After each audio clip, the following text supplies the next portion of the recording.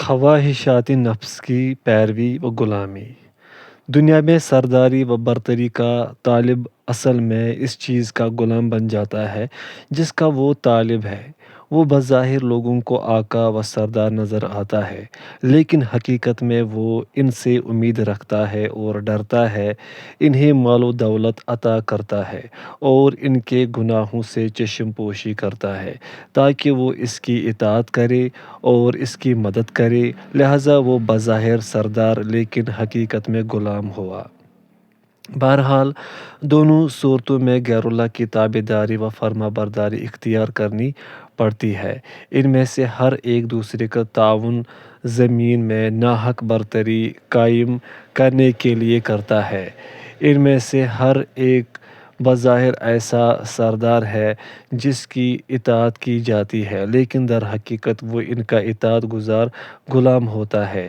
غرض ہر ایک اپنی خواہش کی پیروی کرتا ہے اور اسی کا غلام بن کر رہ جاتا ہے۔ مال کی قسمیں۔ اسی طرح مال کا طالب بھی اس مال کا غلام بن جاتا ہے۔ مال کی دو قسمیں ہیں۔ ایک وہ مال ہے جس کی انسان کو ضرورت ہو، جیسے کھانا پینا، گھر بیوی وغیرہ۔ اگر انسان ان چیزوں کو اللہ سے طلب کرے، اس کے حصول کے لیے کوشش کرے تو اس میں کوئی قباحت نہیں، بلکہ یہ مال اس کے پاس ایسے ہی ہے جیسے کہ گدھا ہے جس پر وہ سواری کرتا ہے، یا بچھونا جس پر وہ بیٹھتا ہے، یا پائخانہ جس کے اندر وہ اپنی حاجت پوری کرتا ہے۔ وہ اس مال کا غلام نہیں ہوتا اور نہ ہی اس کے لیے بے صبری کا اظہار کرتا ہے، جیسے کہ قرآن کریم میں ہے، اِذَا مَسَّهُ الشَّرُّ جَزُوعًا وَإِذَا مَسَّهُ الْخَيْرُ مَنُوعًا۔ اور جب اسے مصیبت پہنچتی ہے تو ہڑبڑا اٹھتا ہے، اور جب راحت ملتی ہے تو بخل کرنے لگتا ہے۔ سورۃ المعارج آیت نمبر 20-21۔ مال کی دوسری قسم وہ ہے جس کی ضرورت آدمی کو نہیں ہوتی۔ ایسے مال کے ساتھ دل لگانا درست نہیں ہے۔ ایسے مال کا طلب کرنے والا اس کا غلام بن کر رہ جاتا ہے، بلکہ کبھی کبھی غیر اللہ پر بھروسہ کرنے لگتا ہے، اور حقیقی معنوں میں وہ اللہ کی عبادت اور اس پر توکل نہیں کرتا ہے بلکہ غیر پر توکل کرتا ہے۔ ایسے ہی لوگوں کے بارے میں حدیث میں ہے، ترجمہ: درہم کا بندہ، دینار کا بندہ، چادر کا بندہ اور سیاہ کملی کا بندہ سب ہلاک ہوئے۔ ایسا شخص مال و دولت اور خواہشات نفس کا غلام ہوتا ہے۔ ایسا شخص اگر اللہ سے مانگے گا اور اللہ نے اس کو عطا کر دیا تو وہ خوش ہو جائے گا، اور اگر اللہ نے عطا نہیں کیا تو وہ ناراض ہو جائے گا، جبکہ حقیقت میں اللہ کا بندہ وہ ہے جو اس چیز پر خوش رہے جس سے اللہ خوش ہوتا ہے، اور اس چیز کو ناپسند کرے جسے اللہ ناپسند کرتا ہے۔ وہ اللہ اور اس کے رسول صلی اللہ علیہ وسلم کی خواہش کے مطابق محبت و بغض رکھے، اللہ کے نیک بندوں سے دوستی کرے اور اللہ کے دشمنوں سے دشمنی رکھے۔ اسی چیز کے ذریعے ایمان کی تکمیل ہوتی ہے اور ایسا شخص ایمان کامل کا مالک ہوتا ہے۔ حدیث میں ہے، ترجمہ: جس نے اللہ کے لیے محبت کی اور اللہ ہی کے لیے بغض کیا اور اللہ ہی کے لیے عطا کیا اور اللہ ہی کے لیے روکا تو اس نے ایمان مکمل کر لیا۔ اور آپ صلی اللہ علیہ وسلم نے فرمایا، ایمان کی سب سے مضبوط گانٹھ اللہ کے لیے محبت اور اللہ کے لیے دشمنی ہے۔ صحیح بخاری میں ہے، تین چیزیں جس کے اندر ہو وہ ایمان کی مٹھاس پاتا ہے۔ ایک یہ کہ اس کے نزدیک اللہ اور اس کے رسول صلی اللہ علیہ وسلم ساری چیزوں سے زیادہ محبوب ہو۔ دوسرے یہ کہ اللہ ہی کی خاطر وہ کسی سے محبت کرے۔ تیسرے یہ کہ کفر سے نکلنے کے بعد کفر کی طرف لوٹنا اس کے لیے ایسے ہی ناگوار ہو جیسے کہ وہ آگ میں ڈالا جانا ناپسند کرتا ہے۔ اگر محبوب کی خاطر کسی سے محبت کی جائے تو یہ محبت کی انتہا ہوتی ہے۔ چنانچہ اللہ کے نیک بندوں سے محبت در حقیقت اللہ سے محبت کی انتہا ہے۔ اگر کسی شخص کے انبیاء علیہم السلام سے محبت کی اور اللہ کے نیک بندوں سے محبت کی اور صرف اللہ ہی کے لیے یہ محبت کی تو اس کا ایمان کامل ہے اور وہ اللہ سے سچی محبت کرنے والا ہے۔ قرآن کریم میں ہے فَسَوْفَ يَأْتِ اللَّهُ بِقَوْمٍ يُحِبُّهُمْ وَيُحِبُّونَهُ أَذِلَّةٍ عَلَى الْمُؤْمِنِينَ أَعِزَّةٍ عَلَى الْكَافِرِينَ۔ عنقریب اللہ ایسے لوگوں کو لائے گا جن کو وہ دوست رکھے اور جس سے وہ دوست رکھے اور جو مومنوں کے حق میں نرمی کرے اور کافروں سے سختی سے پیش آئے۔ سورۃ المائدہ آیت نمبر 54۔ اور ایک جگہ اللہ تعالیٰ نے فرمایا ہے قُلْ إِن كُنتُمْ تُحِبُّونَ اللَّهَ فَاتَّبِعُونِي يُحِبْبُكُمُ اللَّهُ۔ کہہ دیجئے اگر تم اللہ تعالیٰ سے محبت رکھتے ہو تو میری تابع داری کرو، خود اللہ تعالیٰ تم سے محبت کرے گا۔ سورہ آل عمران آیت نمبر 31۔ چونکہ رسول اللہ صلی اللہ علیہ وسلم اسی چیز کا حکم دیتے ہیں جو اللہ کو پسند ہے اور اسی چیز سے منع کرتے ہیں جو اللہ کو ناپسند ہے، اس لیے جو اللہ کی محبت کا دعویٰ کرے اس کے لیے رسول صلی اللہ علیہ وسلم کی اتباع ضروری ہے۔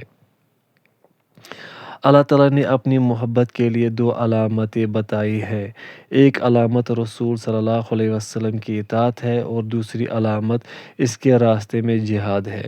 جہاد کا مطلب در حقیقت اس چیز کو حاصل کرنے کی کوشش کرنا ہے جو اللہ کو پسند ہے، جسے ایمان اور عمل صالح، اور اس چیز کو دور بھگانا ہے جو اللہ کو ناپسند ہے، جیسے کفر و فسق اور عصیان و نافرمانی۔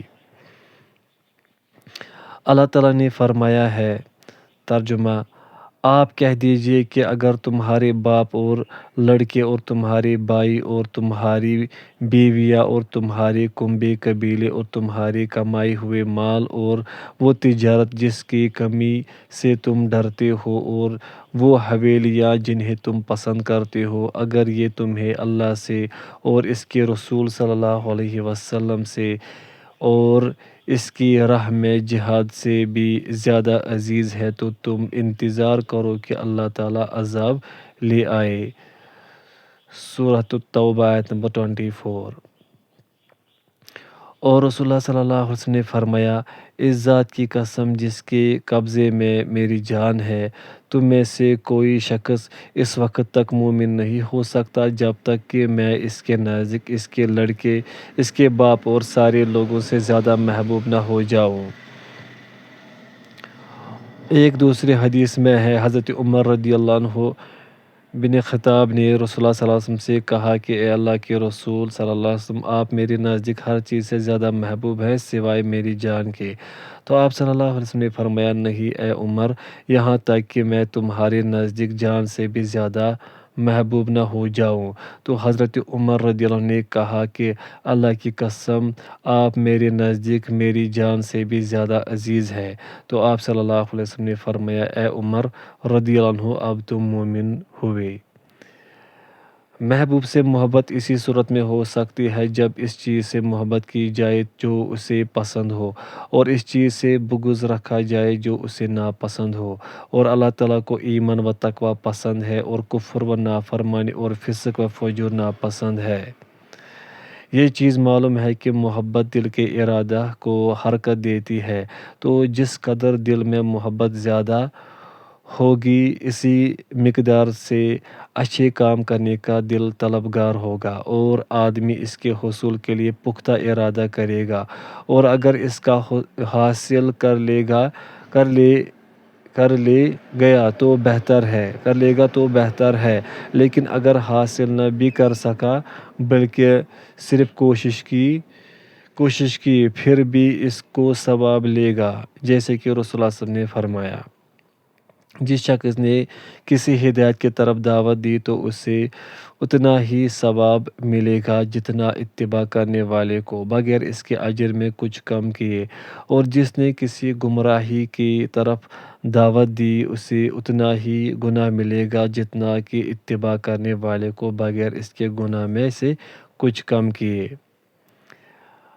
آپ نے یہ بھی فرمایا، مدینہ کے اندر کچھ ایسے لوگ ہیں کہ تم نے جو بھی سفر کیا ہے یا وادی عبور کی ہے، اس میں وہ تمہارے ساتھ تھے۔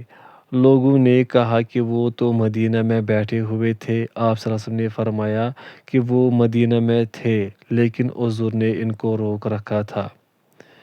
جہاد کا مطلب ہے کہ حق تعالیٰ کی محبوب چیز کو حاصل کرنے اور اس کی ناپسندیدہ چیز کو روکنے کی پوری کوشش کرنا۔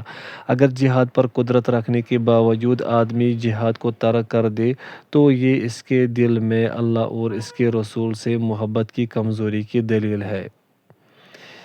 یہ بھی معلوم ہے کہ محبوب چیز کا حصول غالباً مکروہ چیز برداشت کرنے کے بعد ہی ہوتا ہے، تو جسے مال و سرداری اور صورتوں سے محبت ہوتی ہے اسے دنیا میں تکلیفیں جھیلنے کے بعد ہی یہ چیزیں حاصل ہوں گی، اور آخرت میں تو اس کو ضرور ہی ضرر لاحق ہوگا۔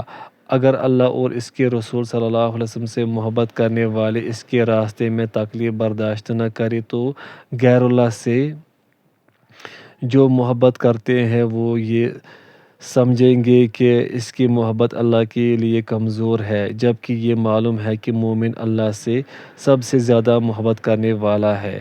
اللہ تعالیٰ نے فرمایا ہے، وَمِنَ النَّاسِ مَن يَتَّخِذُ مِن دُونِ اللَّهِ أَندَادًا يُحِبُّونَهُمْ كَحُبِّ اللَّهِ وَالَّذِينَ آمَنُوا أَشَدُّ حُبًّا لِلَّهِ۔ بعض لوگ ایسے بھی ہیں جو اللہ کے شریک اوروں کو ٹھہرا کر ان سے ایسی محبت رکھتے ہیں جیسی محبت اللہ سے ہونی چاہیے، اور ایمان والے اللہ کی محبت میں بہت سخت ہوتے ہیں۔ سورۃ البقرہ آیت نمبر 165۔ کبھی محبت کرنے والا اپنی کوتاہی عقل کی وجہ سے غلط راستے پر چل پڑتا ہے جس سے اس کا مطلب حاصل نہیں ہوتا۔ یہ طریقہ ناپسندیدہ ہے اگرچہ محبت صالح ہی کیوں نہ ہو، اور اگر محبت فاسد ہو تو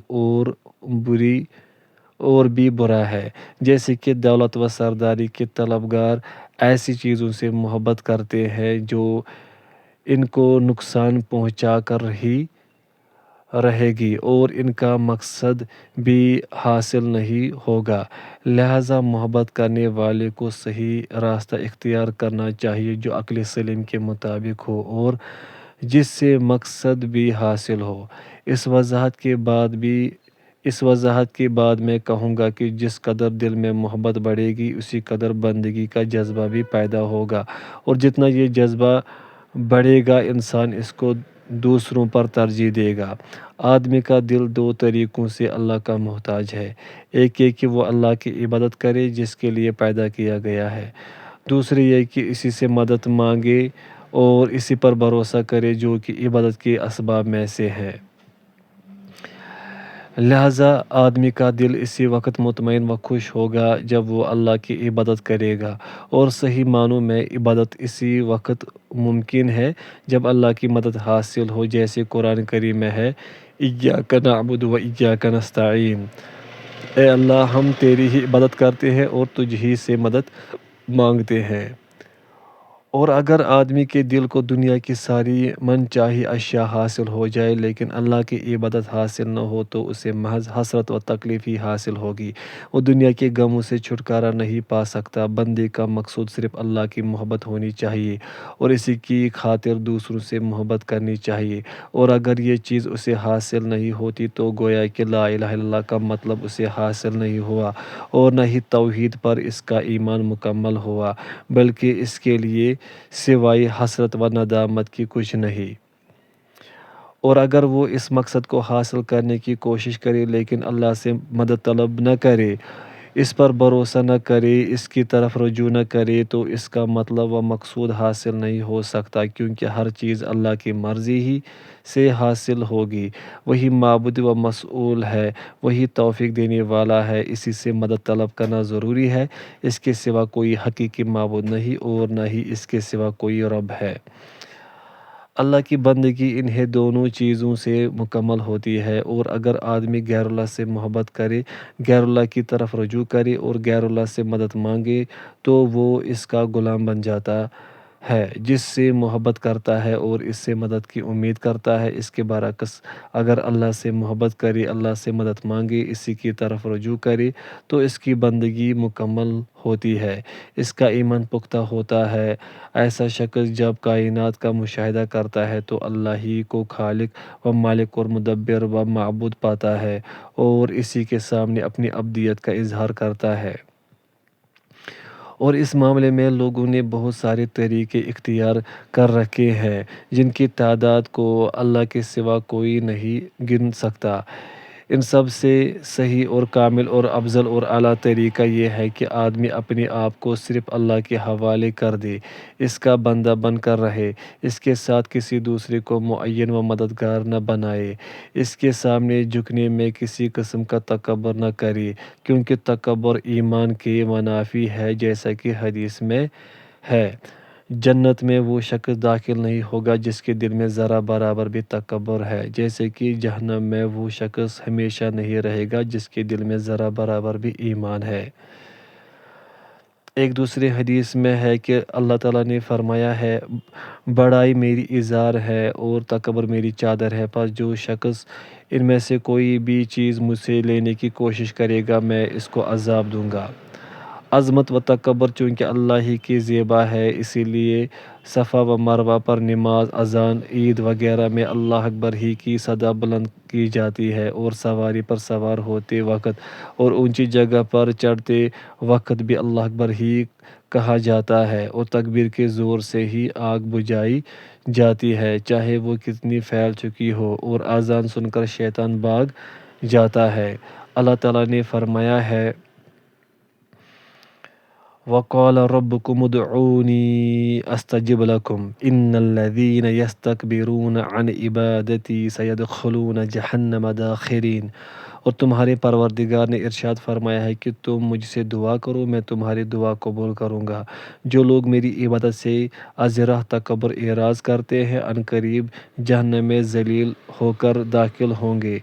سورۃ المومن آیت نمبر 60۔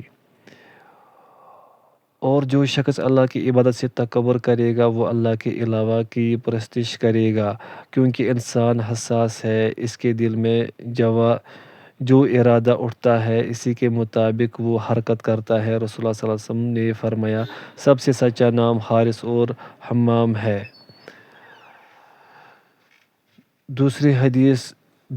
جبکہ دوسری حدیث میں اللہ کے محبوب ترین نام عبداللہ اور عبد الرحمن آئے ہیں۔ حارث کے معنی کمائی کرنے والا اور حمام کے معنی ارادہ کے مطابق کر گزرنے والا۔ آدمی ہمیشہ ارادہ کرتا ہے اور اس کی ایک مراد محبوب ہوتی ہے، پس اگر اللہ کی ذات اس کا معبود مراد نہ ہو تو وہ مال و دولت اور جاہ و منصب کو اپنا مراد و محبوب بنا لیتا ہے، یا اللہ کے علاوہ دوسروں کو معبود بنا لیتا ہے، جیسے سورج، چاند، ستارے، بت، انبیاء و صالحین کی قبروں وغیرہ کو۔ اس طرح اللہ کی عبادت سے تکبر کرنے والا غیر اللہ کی عبادت کرنے لگتا ہے، جو کہ شرک ہے۔ فرعون سب سے بڑا متکبر تھا اور وہ مشرک تھا، جیسے کہ قرآن کریم میں ہے، وَلَقَدْ أَرْسَلْنَا مُوسَىٰ بِآيَاتِنَا وَسُلْطَانٍ مُّبِينٍ إِلَىٰ فِرْعَوْنَ وَهَامَانَ وَقَارُونَ فَقَالُوا سَاحِرٌ كَذَّابٌ۔ اور ہم نے موسیٰ کو اپنی نشانیوں اور دلیل کی روشنی دے کر بھیجا فرعون و حامان اور قارون کی طرف، تو انہوں نے کہا یہ تو جھوٹا جادوگر ہے۔ سورہ غافر آیت نمبر 23-24۔